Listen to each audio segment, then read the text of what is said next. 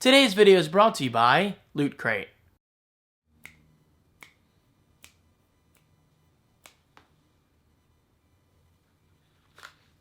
Not only am I not listening to music, but they're not even plugged in. They're just here for a prop.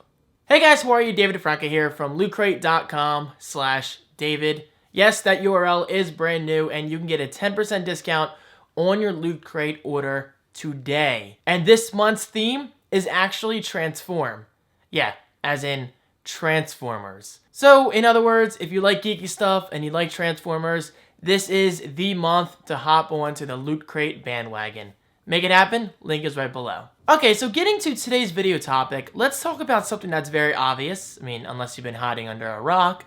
Apple has officially purchased Beats for $3 billion. There were tons upon tons of rumors going around before this was official, and it was one of those things where I was like, well, if it doesn't happen, then whatever, it doesn't happen. That just proves that rumors suck. Do not go by rumors, ever. But then if it did end up happening, I was like, okay, it's really not a big deal. I don't see why Apple's interested in Beats until I did further research and I listened to some podcasts and all that stuff. But still, it doesn't hurt me, the consumer, which is why I want to make today's video all about that. Okay, so now with all that said, let's get into the topic and let me explain why I think Apple buying Beats isn't a bad deal. I mean, $3 billion is a lot of money, but what some people don't realize is $3 billion is nothing to Apple. Nothing whatsoever. So the first point I want to make obvious is this.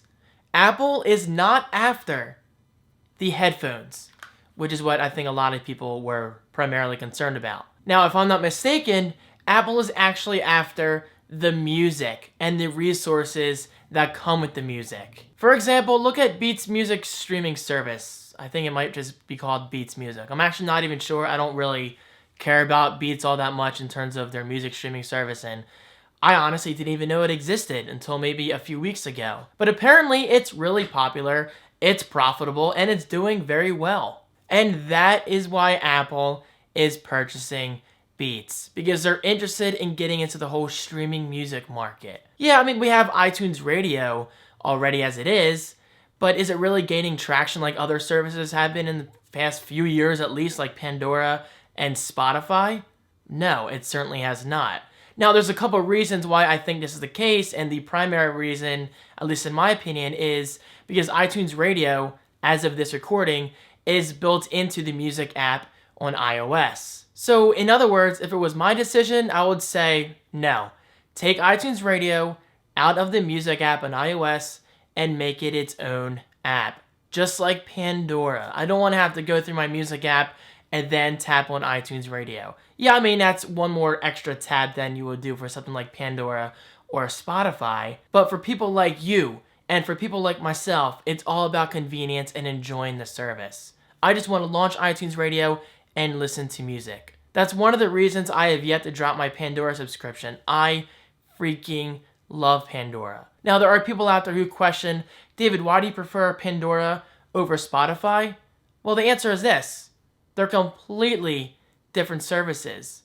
Pandora is all about discovering music based on your interests, whereas with Spotify, it's all about giving you your own personal music collection on the go, as long as you have some form of internet connection. So that's why I prefer Pandora, because it shows me new music and allows me to discover new artists that I would have never even known about before if it wasn't for Pandora. And a great example of that is Zomboy. I'm a big fan of Zomboy nowadays, and that only happened because of Pandora. So getting back on track here, all I'm trying to say is Apple is simply interested in the music services and the resources that come with those services, and not the hardware. In other words, the headphones. And guys, really, nothing bad comes out of this. Apple doesn't lose anything except for $3 billion, but that's not the point. They're gaining people on the Apple team. They're gaining resources. And hopefully this means a better and stronger iTunes Radio over time, or even perhaps a merger with Beats Radio. And finally, the last point I want to make is people need to relax. They really do need to relax. Every time an acquisition like this happens, people freak out on the internet as if it's the end of the world. The same exact thing happened when Facebook bought Instagram for, I think, what, $1 billion? And if you ask me, Instagram is better than ever. As far as I'm aware, it hasn't gotten worse. It's only gotten better and better over time. And now that Instagram has resources from Facebook that they can use, that's a win-win scenario for everybody involved. Now, yes, obviously I do realize there are bad acquisitions out there, but I honestly do believe that people just need to slow down, look at the big picture, and not make assumptions. Apple is an extremely smart company. I mean, guys, we're talking about one of the companies that were practically borderline bankrupt years ago, before the iPod became big, before the Mac gained market share, before the iPhone was introduced. And the same exact thing goes for the iPad. Apple is an extremely smart and resourceful company, and I'm pretty sure when I say this, Tim Cook would have not moved forward with the purchase of Beats if he wasn't confident. And those are my thoughts, guys. So what do you think? Was Apple buying Beats a smart decision, or was it a bad decision? Again, I really don't see how anything bad can come out of this. It's more resources and more services / apps and opportunities for us, the consumers. But you know what? That's all I'm going to say because I don't want to start repeating myself. It really is a fascinating topic though, and I'm very interested in hearing what you think. So definitely be sure to comment below, and don't forget, if you do like this video, please click that like button right below. It really does help me a lot.